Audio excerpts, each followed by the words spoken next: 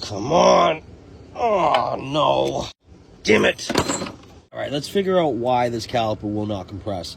This was the inside pad, metal on metal, and this was the outside pad, still had a little bit of life left. What I'm figuring is happening here, the caliper has just let go. It is no longer allowing the piston to go back for its reasons. Or we have a bad brake hose, one of the two. So we're gonna figure out why. So let's get into figuring out why. We're gonna use this Craftsman 6.10 on the bleeder. And yes, I am gonna use an impact 3/8. Don't be alarmed, the vibration helps break this loose. This is clearly a Ford factory caliper. It's not an aftermarket caliper. Aftermarket calipers, their bleeders are not up to par with factory bleeders. So let's go ahead and get her off. All right, broke loose. Why we're breaking the bleeder loose is because if we can retract this piston with the bleeder open, that's telling me that the caliper is okay. The issue lies in the brake hose.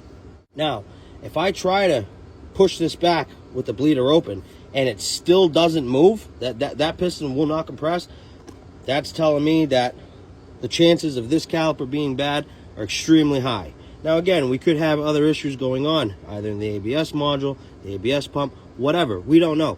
But that's very rare, so we're gonna stick to what we do know. So let's go ahead and compress this bad Larry. And she is absolutely jammed.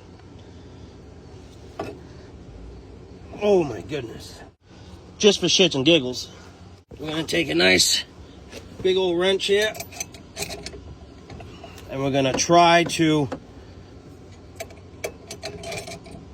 obviously compress it.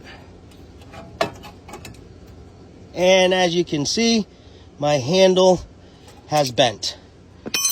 So that's telling me that this caliper is junk and the brake hose is good. Now I can go in there and step on the brake and fluid is most likely going to shoot out of this thing.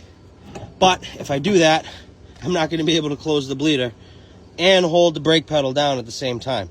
So we're just going to go ahead, replace the caliper.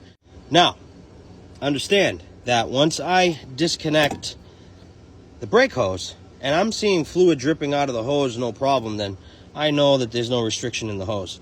So just be aware of that. Just be aware that when you take the brake hose off, you should see fluid dripping out of that hose. All right, let's continue.